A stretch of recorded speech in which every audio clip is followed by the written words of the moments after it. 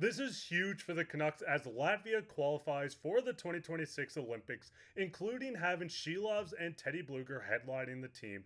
And we get a major update on Thatcher Demko, including that he's back on the ice skating. We're going to get into this and more later on this video, but before we start, I just want to give a huge shout out to the 30% of you guys that are subscribed, to the 69.4% of you guys that aren't. It's completely free to subscribe. You can keep up to date with everything to do with the Canucks, so make sure to go down and hit that subscribe button. You'll be able to keep up to date with everything from prospects, game recaps, and news, anything you can think of, so make sure to go down and hit that subscribe button. But with that, let's hop straight into the first topic today, which is Latvia qualifies for the Olympics. Now, we did see a couple days ago where Latvia beat France in a qualifiers. With the tweet you can see on top, they said, yeah, we're qualifying for the Olympics. They won 5-2 against France, and this is huge not only for the country of Latvia making the Olympics, be able to represent the country at the 2026 Winter Olympics, but it's also big for some players. Now, when you do look at the groups, we see Latvia comes in on Group C versus Slovakia, United States, and possibly Russia. France might take the spot, depending on the politicals of things, but Latvia is inked in for Group C. Now, Griffin, just overall looking at this, we're going to see Silovs come in. We're going to see Teddy Blueger come in. Do you think this is big for just them, or do you think it kind of helps the Canucks as well? I think it definitely helps the Canucks as well, where we have multiple players that are likely going to be going to the Olympics. We know Quinn Hughes is going to be representing the United States. We know Elias Pettersson is going to be representing Team Sweden. So now we know that Silovs is going to be representing Team Latvia and Teddy Blueger as well. So it's great to have as many Canucks in the Olympics as possible. Eventually, would like to see more Canadians get on that Olympic roster. But for now, with the Olympians that we have, I think it's a good slot for Vancouver to get more eyes watching him, more attention, and just more praise for these players where they're getting their shot, where in the NHL, they're not shining as much as they should, maybe, specifically Teddy Blueger. But if they survive on, they've performed well on the Olympic stage and they survive through those elimination rounds. I think they're going to be making a very big name for themselves on the international stage, where these Canucks players are going to be taken a bit more seriously and not brushed over like a lot of other fans and a lot of other analysts do. And Vancouver is going to be one of those teams that is talked about more and more and more as we get more Olympians on this team. And yeah, the biggest thing is you're looking at this. Silovs is going to come in. It seems like he's slated to start for Team Latvia. That's if he's healthy, if the Canucks let him go. But he wants to represent the country. We've seen Patrik Allvin come out and say that he's excited for Silovs as well. Silovs had a good run in the Stanley Cup playoffs. We've seen him dominate on international ice for Latvia in the World Juniors, the World Cup, and everything in between. But like you said, it's going to be interesting to see not only him, but multiple players from the Canucks join different countries. I mean, we might see a Thatcher Demko versus Silovs matchup in Group C as the starting goaltenders for United States and Latvia. You're going to see a guy like Quinn Hughes come in, like you said, Pettersson, JT Miller. These guys are going to come in and dominate in the playoffs, and it's going to help with them just kind of over-exceeding, getting more reps, getting more ice time, more confidence, everything in between. But it doesn't stop there, where you have a guy like Teddy Blueger that's going to come in and represent Latvia as well. We've seen Teddy Blueger have a good season for the Canucks, putting up 6 goals, 22 assists for 28 points in 68 games. You can pause and look at the timeout as takeaways, plus, minus, and everything else.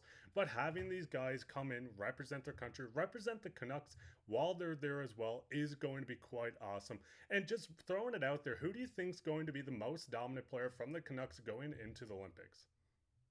I think it's a toss-up between Quinn Hughes and JT Miller. I know that as Canadians, we love to have the best team in the Olympics, but Team USA is a team that very much scares me as a Canadian, especially when considering 2 of our best players are likely going to be on that team. Actually, 3, considering Thatcher Demko, like you said. So having those 3 guys in a 3-headed monster on that USA team, along with some other players, I think that's going to make them very scary. But these Canucks players are definitely going to excel at that stage. And again, the Olympics are a while away, but these Canucks players are going to get better and better and better as that time approaches. So they're going to be more lethal on that Olympic stage. So I think Quinn Hughes, JT Miller, and Thatcher Demko are going to make a massive impact. And I think as well as Elias Pettersson too, finally being on some more line mates with some other players that he's played with before. And I think he's going to make a big impact as well. And listen, when you're looking at this, every country, I should say, is going to roster an amazing, just kind of iced players. They're going to bring in some awesome talent from all over the world, and it's going to be awesome to watch. So make sure to check out for the Olympics. Make sure to check out who's qualifying, what the lines could possibly look at. It's going to be quite a battle for a lot of people, and we might might see Latvia come in and steal a medal as well. What were your guys' thoughts on this? What's your thoughts on Silovs and Teddy Blueger maybe making the Olympic roster now that they qualified? Let us know down in the comments. But we'll get straight into the second topic, which is Thatcher Demko back on ice. Now we get a tweet from Rick Dolly, and he had a video where he was talking about Thatcher Demko. You can see on the top from Brendan as well, he said Demko back skating per Dolly. Now this is incredible news. We're seeing reports fly around constantly that Thatcher Demko might be out to start the preseason. Thatcher Demko might be out the year. There's so many rumors flying around. But with Thatcher Demko back on the ice, it is huge for Canucks fans knowing that their starting goaltender and a Vezina finalist is going to be back with this team.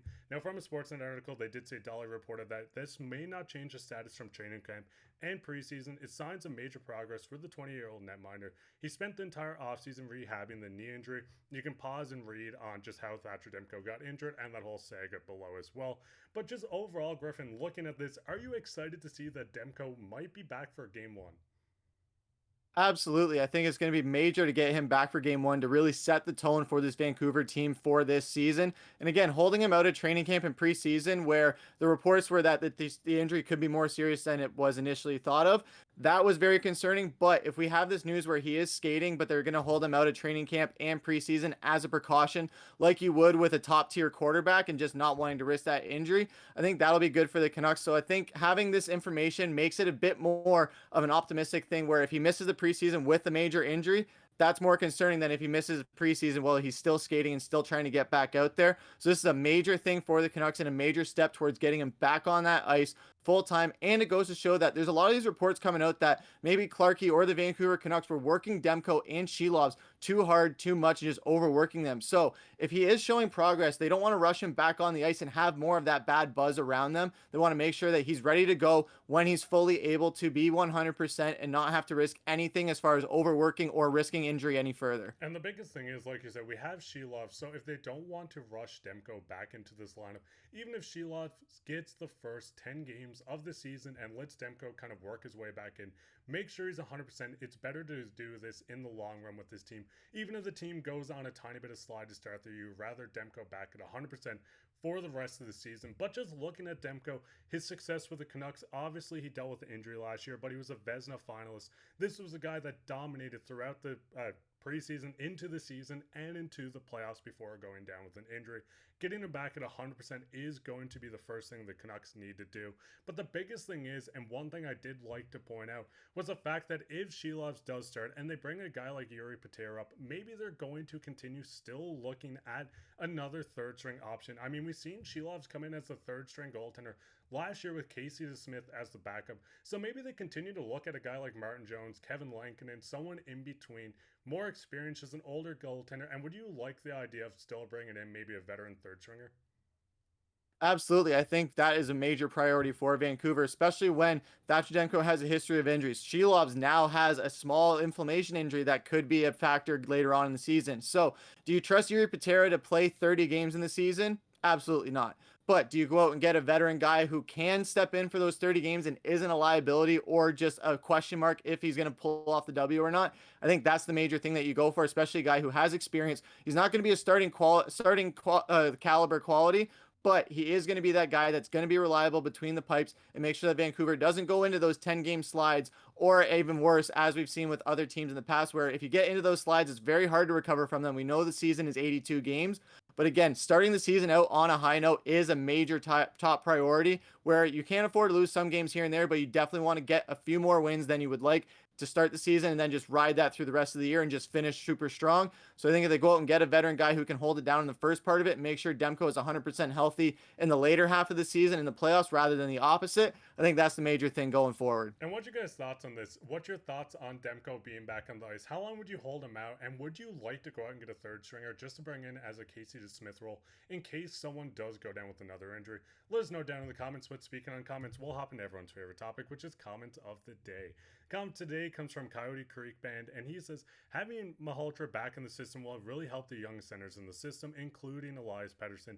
He was a beast in the faceoff circle, so he may be able to impact the wisdom on our prospects, and I couldn't agree anymore. I think Manny's going to come in and be awesome in Abbotsford. It's going to be a nice change where he gets the head coaching role instead of an assistant coach where he was with Toronto last year. So bringing the NHL experience, bringing the coaching experience from the NHL, and taking this to Abbotsford is going to be a huge impact on this team. But what's your guys' thoughts on everything? Leave a comment down below, and you could be featured on the next episode of Comments of the Day. While you're down there, make sure to leave a like, subscribe, share this with your friends. We're trying to reach 5,000 before the season starts, so make sure to hit that subscribe button. As I said, it's completely free, and you can keep up to date on everything. But I've been your host, Mark, with my co-host, Griffin, and take care.